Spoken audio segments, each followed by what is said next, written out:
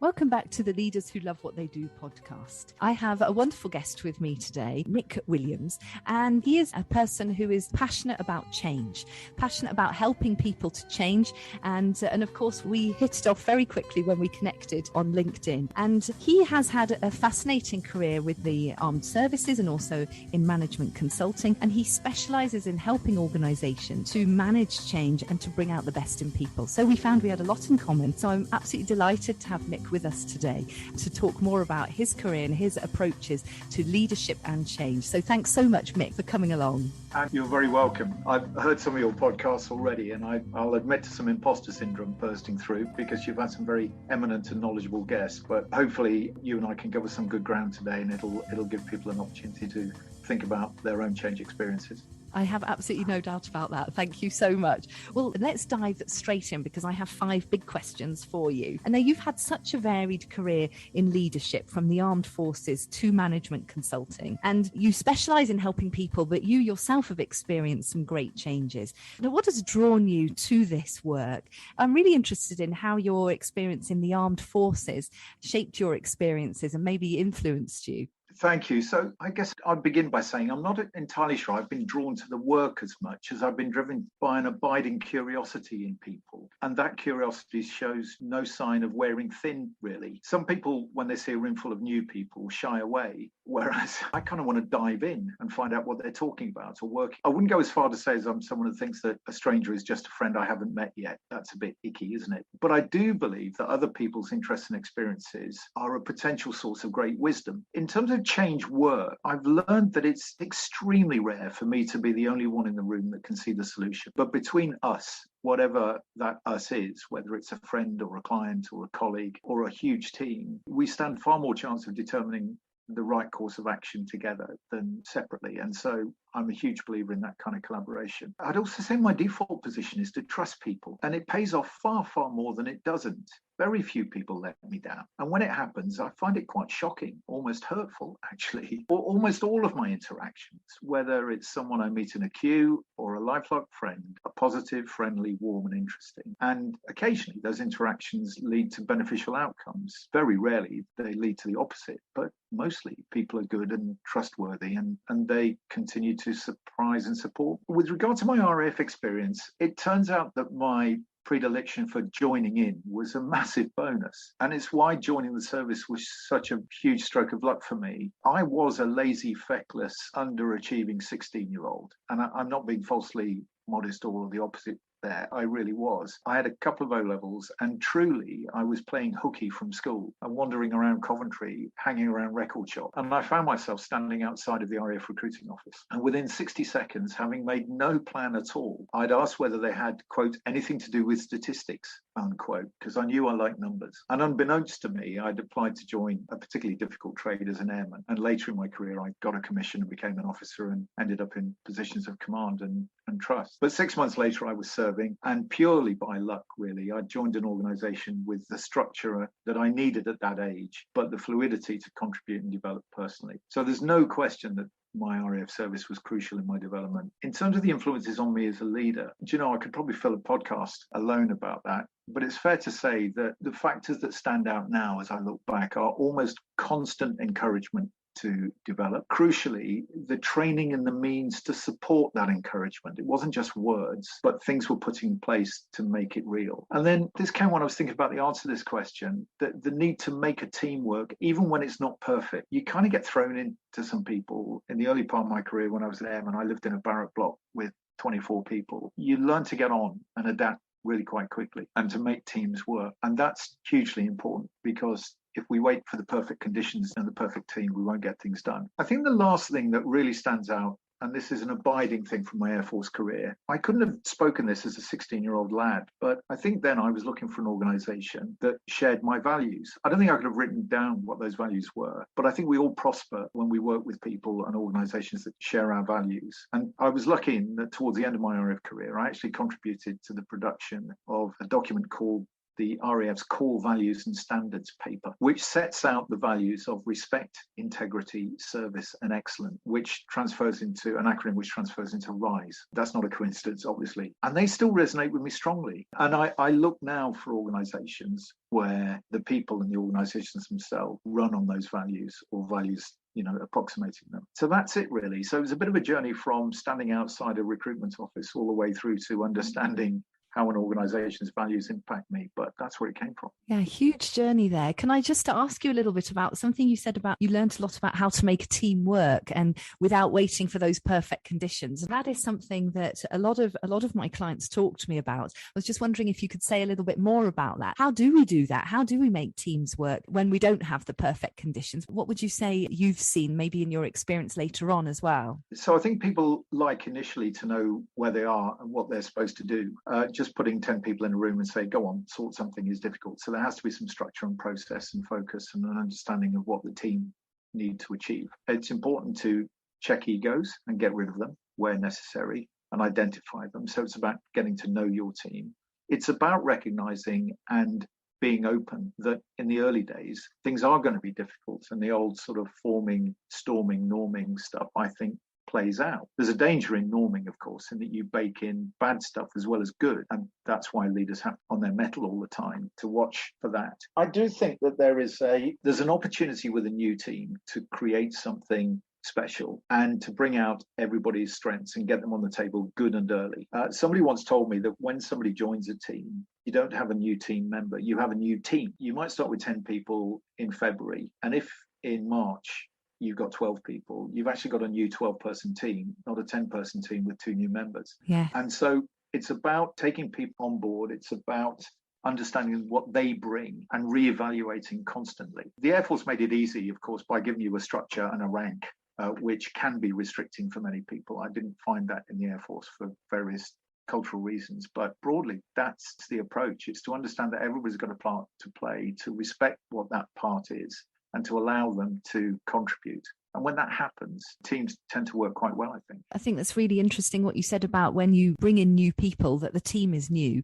And I suppose also that allows people also to adjust, everybody to adjust, and to allow that new dynamic to come through, and to allow space so people are not being tagged on. It's actually a rethinking of the strengths of the whole team as a whole. Yeah, and giving people permission to contribute early, because a lot of people are comfortable saying nothing for the first 3 meetings.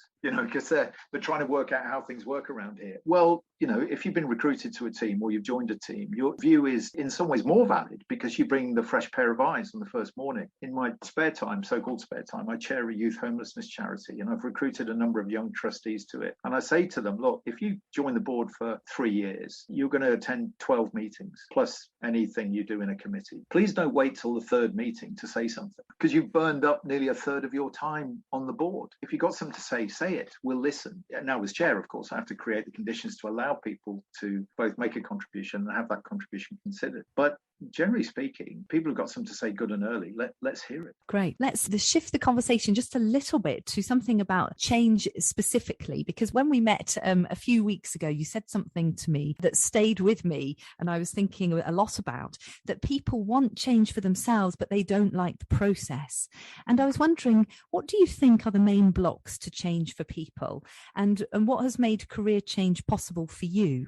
It's very interesting, Anne, that something that I said resonated with you, because in answering this question, I was reminded of something that was once said to me that's lodged in my brain. And that's how ideas are formed and generated, I suppose. And somebody once said to me, things don't change by themselves. They have to be made to change. Now, I'm not entirely sure that's true, because most things just left alone will change with time. They'll degrade and rust and corrode. But the point is that positive change usually requires some kind of action. I think most people can imagine what successful change would look like. So to that point about they want change, they can imagine what successful change would look like and perhaps even feel like for them. So picturing oneself in a new job, in a new house, fulfilling a dream is a really easy thing to do. But that brings two aspects that I think are problematic in terms of how people deal with change, either in their workplace or their personal life. So the first is sometimes that the vision is so idealistic that we can fool ourselves into thinking that we'll solve all of our problems. If only I could get that job, then I'd have more money, so I could buy that house and then live that dream, and then everything would be okay. That's asking an awful lot of one change, don't you think? So that little vision you just had about getting that job, it suddenly turned into solving all of your life's problems, and life just isn't like that. And I think the second aspect that's problematic is that people sometimes underestimate the difficulties of achieving change. And when they start to hit the hurdles, as surely they will, it can sometimes feel as if the vision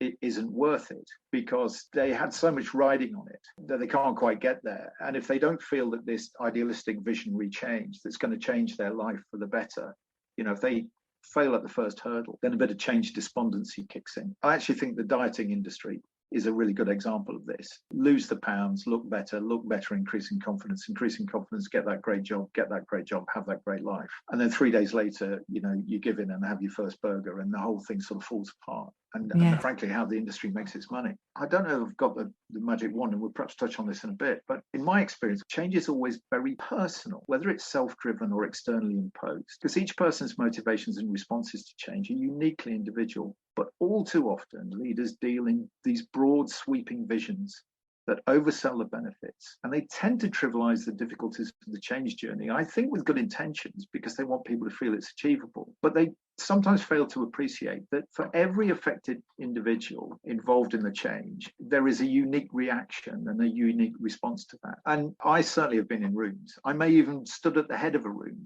saying, we're going to do this because it's going to achieve that, and we're going to get there, and here's my Gantt chart, and let's make it so. And meanwhile, there's 20 people listening to that, and there are 20 responses to it. And that personal element, I think, is where the unblocking might lie. What made career change possible for me? That's a good question. I suppose the biggest change for me was when I transitioned from my Royal Air Force career, and I served 30 years. And the driver, though, was very personal because my marriage ended and I needed to earn more money to provide for my kids. But what I did do was I simplified the vision. I simplified it down to get a good job that pays well, and through that make it possible to support my kids. And all the other stuff became extraneous, and the journey therefore became simpler. It was still difficult, but it was simpler. And so my days began with, how am I going to get a job? What is it I'm going to do? How can I maximize myself in the market? Now, 15 months after I got my first job in management consulting, I was made redundant thanks to the global credit crisis, and I was let go along with hundreds of others. But I sort of boiled it down to the essentials again, and then used my growing network, and I was working a week later. It looks like those changes were huge and massive, but actually I tried to boil them down to achieving the one simple thing that will unlock the next simple thing, as opposed to imagining it as some huge, enormous change. Now, since then, in terms of career change, I've sort of prepared for the change well before it's happened, really, because I've stayed sort of quite fleet of foot. Somebody once helpfully said to me, it's great having a plan B, but there are 26 letters in the alphabet. And I quite like that. And I've sort of kept an open mind about whatever lies ahead. And it served me well, I think. I'm a sort of positive optimist and I like variety. So it turns out I enjoy change. And I think that has stood me well. So that might have been a bit rambling, really, but kind of summarized, make the change personal. Don't fool yourself that changes that you're going to achieve will change every aspect of your life. Break it down into simple, achievable things and simplify the journey. I think what you talk about, enjoying the change, is also something that's an interesting one. Is there a way to enjoy that change? Because it's something that I know many people do find that hard, to enjoy the change. It may be, and as a result of experience, really, and for experience, read growing age, of course, but it's back to that. I think it's back to that sort of positive belief in people. Most things turn out okay. Most things that I worried about 5 years ago haven't happened. Yes. Most change is positive if you make it so. And so there are difficulties in the process, but if you achieve the change, it's usually good change that you achieve. And I guess it might be a bit blind confidence, but I've got an optimistic vision that we will, as a team, achieve what we want to achieve, that achievement will be worth having, and we'll put the structures in place to make it so. Really like the way that you also have this idea of lots of different plan Bs, the plan B, C, D. And so with a simplified vision, a very open mind to how you're going to get there, having trust in people and trust in the process that it will all work out somehow in the end. Are you also therefore prepared to change that vision of the future as you get close to it, as it were? Is that part of it too? Yes, I think so, as long as you remain true to what you began with. So as far as possible. So if you can explain, I mean, change teams and organizations are made up of bright, able, smart people. They know when the wool is being pulled over their eyes. You know, if you tell them that we're going to achieve golden sunny uplands and we're clearly not, well, let's be honest about it. But if we have to test and adjust as we go, and I think technological driven change is a really good example of that. Technology moves at such a pace, such a speed, that by the time you've achieved, you know, the introduction of the new X system, there's the new X squared system, and so on and so forth, which is, of course, why agile change was developed as a new philosophy. So, of course, but also remember why you're changing. So the change is not an end in itself. It's a means to achieve something. It's a means to achieve better performance or production, you know, better quality candidates, whatever it is. So the change in itself is to achieve something. Remember what the end is for, and that the change is a means to achieve it. I don't particularly have a dogma over sticking particularly to what we said we'd achieve, as long as we get the benefits from it. The next question really follows on well from that. As we all know that senior leaders and their teams are navigating a particularly challenging period of transition and uncertainty at the moment. And what do you think are the main challenges for senior leaders in the current context? And given that, what kind of leaders do we need for the future, which will almost certainly be uncertain? So I really hesitate to respond here with a tiny challenge to the premise of your question, Anne. But I will, because you say that we're living through a particularly challenging period of transition uncertainty. I'm going to offer the challenge to you that I'm not sure that's true. And I think such statements can be unhelpful when it comes to asking people and organizations to change. And let me unpack that a little for you. So throughout my working life, I've seen situations described as unprecedented, momentous, hugely challenging, etc. Every year in the MOD, the financial settlement was the worst budget settlement ever. And yet people keep delivering. And my particular bête noire, and I'm conscious I'm speaking to a French speaker here, is sentences that begin with the words, "It's never been more important to," open brackets, "do whatever needs to be done," or some such hyperbole. And I think is unhelpful for three reasons, really. One, and as I mentioned earlier, I think all change is uniquely personal. And each of us experiences it differently. We frame our responses accordingly. So let's take the pandemic-driven changes of the past couple of years, which I think underpin your question. You and I have seen huge changes in our working practices, and we have options based on remote working and flexibility that we didn't have before. I'd like you to consider my nephew, Luke. He works for a landscaping company, and his work hasn't changed much at all. And as for uncertainty, people always need trees cutting down. So his and my perceptions of the past momentous 2 years are very different indeed. It's very easy to think that just because our working lives have changed, other people's have too. The second reason why I think statements about sort of particularly challenging times of uncertainty is that it's actually impossible to prove. So imagine for a moment the world of work in the late 1950s when IBM launched the first supercomputer, or cast your mind back to the financial crash of 2008. And I know you can't cast your mind back to the Suez crisis. The world was on the brink of nuclear war. The late 1980s when the Berlin Wall was torn down. How can we possibly compare relative levels of uncertainty and challenge? Is a post-pandemic world harder to navigate than a post-financial crash world? Or is a post-Cold War world harder than a post-Ukraine world? And the only reasonable answer is it depends, mostly based on the individual's response to it. And the last reason why I think it's unhelpful sometimes to talk about particular challenging times is that I think many change leaders make a mistake by positing change as a response to extraordinary difficult times. And if we unwittingly place in the minds of those who deliver change that we're living in extraordinary times, they might feel that this is an unnecessary burden and they have to respond in an extraordinary way. So if we keep saying that these times are unique and unique challenges with unique responses, then actually the potential is that in the mind of the recipients of that message, it might appear impossible or harder to do, or at least very complex to achieve, which kind of takes me back to my earlier remarks about overselling the vision. So having set that very long scene, if I'm perhaps at odds with the current vogue, I think the main challenge now isn't the pandemic response or the new paradigm or the great resignation or uncertainty. I think it's recognizing that change is and always be now, is contextual and temporal, is personal, and it's informed by the factors that happen to be around at the time. And those factors will change over time. So it needs to be dealt with as a matter of routine, not necessarily hyped up in using the hyperbole that people use. And I'm not accusing you of that, by the way, but people do. You ask what kind of leaders we need for the future. I think we need people that are prepared to do and able to do three things. We need gifted and empathetic communicators who take time to listen and think. I once asked the CEO of an organization that I was consulting in. This organization had 15,000 people in it. What his people had said about the changes that he thought were needed to his organization. It turned out he hadn't asked them, and his leadership team had given up telling it. I simply refuse to believe that somewhere in the heads of 15,000 people, there isn't a solution to at least some of the challenges that he faced. And that's exactly what it was. So he was a gifted communicator, but he wasn't a gifted listener. I think we need critical thinkers who can read through and challenge accepted way of doing things. You'll be familiar with the phrase that knowledge is power. Well, that being the case, we're all as powerful as anybody else now, because thanks to Google, we're 3 clicks away from the answer to anything. Yes. I think the new skill is discernment. How do we know what we're being told is right? And how do we critically evaluate it? And when you Google something, the correct answer might be on page 17 of a Google search. Well, who the hell goes down there? What you will get is what the advertiser and the person who's prepared to tell you the answer. So how do we know?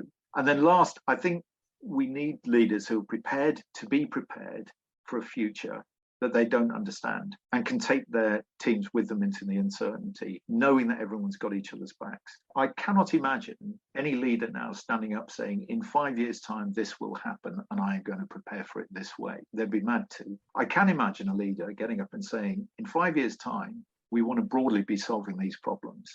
I think broadly we're going to need these tools and I'm going to need these skills and these approaches to do it.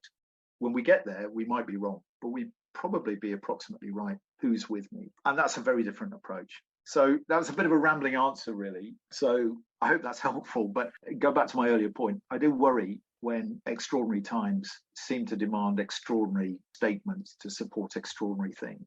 At any time through history, people who were living through it could say they were living in extraordinary times, and yet they came through it. Normalizing change, normalizing the fact that the world is changing and it's always changing. And as you said, it always has been changing. I spoke to Anna Pinkerton on this podcast back in January, I think it was. Yes. And I was talking to her about burnout and stress.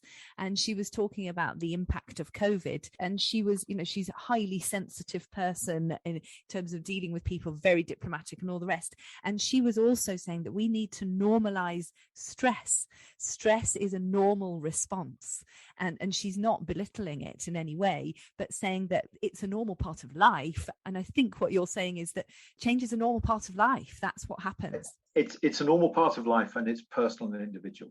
Yes. And stress is normal. Too much stress is a bad thing. Too little is also a bad thing. But it's right that we recognize these sort of sensors in ourselves. But yes, I'd agree with the change is a constant. And I know that's a bit glib, but it's nonetheless true. But then people posit it as something that isn't, that is big and it's sweeping and it's now and it's never happened before and so on and so forth. It has. One of the things most pleased that I was able to do with my life is at RAF dining in night when I was a very junior officer, I got to sit next to a Spitfire pilot, who then, of course, in the 80s, was still quite able of mind. He described his feelings going through the war. He said one of the things that it didn't annoy him, but he said he just put a perspective on it. He said the thing about students of the war is that everybody that reads a textbook about the Battle of Britain, about Britain's role in World War II, about everything, they all read that textbook knowing what the ending was. We didn't know. Yes. We didn't know we would win. And he didn't know we would win. And yet we did. And so people come through extraordinary things. And the pandemic is extraordinary. But it doesn't scratch World War II, frankly. So if we just wrap our arms around it a little bit and say change is constant, someone in the world somewhere is always undergoing significant fundamental change. A lot of people are getting on with their lives. It's quite normal to do that. I just have an aversion when people describe every new change program as massive and hype it up. because I think it scares people and I don't think they believe it. As you say, it's not helpful, is it, if we forget the fundamental part of it, that actually it's normal, it's part of normal life, and also having a confidence that we can manage it. I meet people all the time who are quite extraordinary, young mums and fathers these days increasingly, who are juggling careers and parenting. My goodness me, how astonishing was that? Sort of 3 minutes, potentially a few days earlier, there was no other human in their life. Now there is one. And yet we crack on. If I wrote the program, the PID for that project change, it would be massive. You'd never get it approved. You'd never get it approved. Accept this new human who has a completely clear head, and you have to care for them 24/7. You're completely on call. The scope is massive. The budget will overrun. But people do that all the time. That's my faith in people. If we treat change as something that is normal and we don't overhype it, I think more change would be successful if we did that. We've possibly answered this next little one, but let's see if you want to add anything to it. It seems to me that many people want certainty before they make a big change. Would you agree with that? It's a little bit of what we just touched on there. I think I'd like to answer this one slightly differently than one before. So I quite like words, and the word change is both a noun and a verb. It's something that one can point to and name, the change in my hair colour, and it's something that one can do. I'd like to change the date of my hair appointment. Now, in both cases, the outcomes will be something completely different than the current state. And the difference almost inevitably attracts risk, and humans have learned to avoid risk, or at least take only necessary risks. And so many people in organizations are risk averse, which drives the desire for certainty. So I'd agree with the premise of your question, but I'd go back to change being something they want to see and changing as being something that's difficult to do. There's an adage, isn't there, about death and taxes being the only two certainty. And by association, therefore, there's uncertainty in every aspect of our life. And that's what we're just talking about. Our bodies age, our environment shifts and moves, our families grow and mature. Teams are refreshed by new members, friends come and go, stay or leave, changes all around us. But when somebody writes it down on the slide, a lot of us freeze. And I think that freezing is at the core. And there's too much observation of change as a noun and not enough as change as a verb. Change is a doing word, and positive steps happen when positive change happens, when positive steps are taken. So look, how can we help people and organizations move beyond the desire for certainty whilst needing or wanting the change? And I dislike checklists, but of course I've prepared one. There are some things I think that we can do to help people unfreeze. One is keep the vision simple and explain how things will improve and why they need to. And I think that why they need to is often ignored. Don't oversell the benefits or underestimate the difficulties of the change. Communicate consistently, visibly, often, and well, and repeat that often. Understand that you can't truly take credit for your successes, nor truly blame others for their failures. This is a team effort. And most of all, remember that change is personal. There are as many versions of the change journey as there are people listening to you at any one time. I always say to change leaders, if you've got a spare hour and you've got an hour in your diary to communicate, I offer you two options. One is a staged briefing to a room full of people. The other is to hold 6 10-minute personal one-to-one conversations with people affected by the change. I'd always recommend the second over the first, because those 6 people will go out and explain, and those 6 people's contacts will go out and explain, and you'll learn from them what their fears are. Whereas actually, if you stand at the head of a room and deliver a 45-minute PowerPoint and then take 3 questions, in many cases, you possibly have blurred the message. So remember that change is personal. And that's brilliant. And I've just got one final question. This has been so interesting, Mick. Thank you so much. But I have got one final one. And it's a question that I ask everybody who comes on the podcast for your top tip to leaders. And I think for you, really, your top tip to leaders who themselves are looking to make big changes, what might that be? I know it's a hard question. It is a tough one, but I'll give it a go. So if our previous discussion was about leaders trying to deliver change, and this one is more personally focused, I think we have to recognize that changing oneself is very different to changing other people. Preparation for this, and I ran a Google search yesterday for personal development, and I nearly broke the internet. I got something like 12.5 billion results. Yeah. And I have to confess, I haven't looked at them all. nor have I read the hundreds and hundreds of self-help, personal development books, individual growth that are available at the click of the mouse, and of course the exchange of a credit card number. Now, what is that saying to us? How come after hundreds of thousands of years of human evolution, there doesn't seem to be a single Darwinian model of personal development, of personal change for human beings? It's really interesting, that, isn't it? Physiological and behavioral areas, we've kind of got it sorted. We know that exercise is good for us. We know that taking unnecessary risks too often tends to have adverse consequences in the end. And we know that very hot things are very hot, and we learn not to touch them. Yet there doesn't seem to be a rubric for personal development. If there was, there wouldn't be an industry behind it, and there'd only be one hit on Google instead of 12.5 billion. And presumably we'd teach that in school. So people seem to want change, and how else to explain the volume of material available to us, but they don't seem to know how to do it. And maybe I'm veering back to my original thought by the nature of the word change as a noun and a verb. People like the noun that is a slight the verb. And in fairness, as an aside, I applied the same logic to the word garden, by the way. I like gardens, I dislike gardening. And I know there's a key tension there between also the knowledge versus behaviours thing. You know, people know they should exercise more. I do, but they don't. People know they shouldn't smoke, but they do.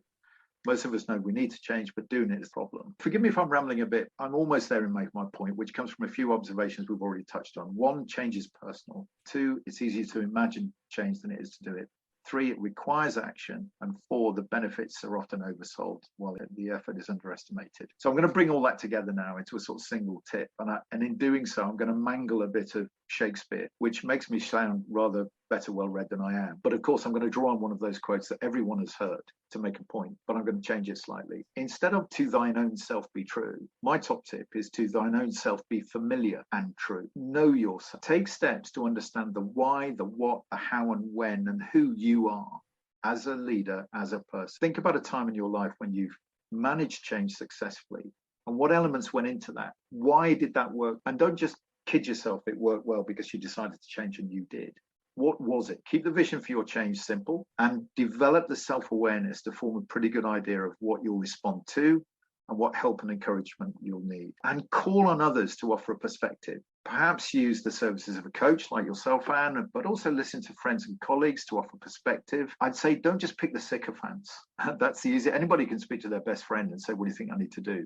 Speak to somebody at work you don't necessarily get on with. Speak to somebody with whom you've had a challenging relationship professionally and ask them what they think you could do to change, because you might find the answer illuminating. As I said earlier, understanding you can't truly take credit for your own successes or truly blame others for their failures will humble you and make you more compassionate and empathetic. And I think at the end of that, if you know yourself well, that's the top tip. Know yourself well and then understand how you impact on other people. Well, I absolutely agree with you. And thank you so much, Mick. You've given us a massive amount to think about there. And I really appreciate the focus on the simplicity, keeping the vision simple and being very honest, that honesty that I think you're bringing about knowing ourselves. But as you say, not overselling the benefits, not underselling the effort required. It's kind of keeping our feet on the ground, but also taking action, moving forward with confidence and accepting that everybody, like you say, everyone's going to have a unique response to change. And I think when we also think that we also have a unique response to change, and yes, our response to change is it's not good or bad, it just is. And that's part of kind of getting to know ourselves. So I think that's really fascinating. Thank you so much, Mick. It's been a real pleasure to have you on the podcast. Thank you. You're very welcome. I've enjoyed it very much. Thank you, Anne. If listeners would like to get in touch with you, Mick, what would be the easiest way? Goodness me, this is where I tell you about my fabulous website that I don't have. So I've got an email address. It's mick.williams@hotmail.co.uk, and I'm there on LinkedIn. One of my pet hates is blind LinkedIn invitations. So if somebody does want to get in touch and they just say, hey, I heard you on Anne's podcast, I'll accept immediately and we'll set up a conversation. That's how you and I met, and that's where it can all spark. So I look forward to hearing from people. And just before we go, I think it would just be really nice for people to know a little bit about what you're doing now, Mick, because you haven't told us what you're doing now. Well, until just over a week ago, I was a consultant with PA Consulting. I'd been with them for a couple of years, had a magnificent time. Great colleagues, some really fantastic projects, mostly through the pandemic, but helping several different clients with their challenges and loving every minute of it, working with some great colleagues and clients too. I decided to make a positive change to step away from the corporate world. Like many organizations, PA isn't perfect. It's the least imperfect place I've worked for a long time, but it's not perfect. And I started to feel a tiny bit constrained by the corporate nature of an organization that has to be organized properly like that, because there's 3,500 people and it's a multi-million-pound business, and you can't have free radicals bouncing all over the place. So I stepped away and I've set myself up, I guess, as gun for hire. I'm going to hopefully do some NED stuff. I'm going to do some associate work, going to do some consulting. Mostly, I hope I'm going to speak and listen to interesting people like you. And if on the way we get to help some people, that would be great. But yeah, it feels liberating. And also, I don't want to be too maudlin. I am getting to that point in my life where some of my friends are no longer around to enjoy life. And if they were given a year back on Earth, not one of them would write a bid. Not one of them would take a morning to say, what I really want to do today is create a slide deck. And so I'm going to make a bit of room, to put some life into my life. But I love work. I love productive work where I get to meet and spark off, that room full of empty people or room full of new people I described at the beginning. If I didn't have that, I'd be less of me. I'm looking to do more of that. I wish you all the best with that, Mick, and I can't wait to hear more about everything you're doing. And thank you again for coming on the podcast. It's been really a great conversation. If you'd like to know more details about Mick, you'll find those in the show notes. And if you would like to leave us a review, please do. And we'd love to hear your comments and what you enjoyed, the takeaways you got from our conversation, and do let us know. So thank you so much for joining us, and do join me again soon to hear from another leader who loves what they do. Goodbye.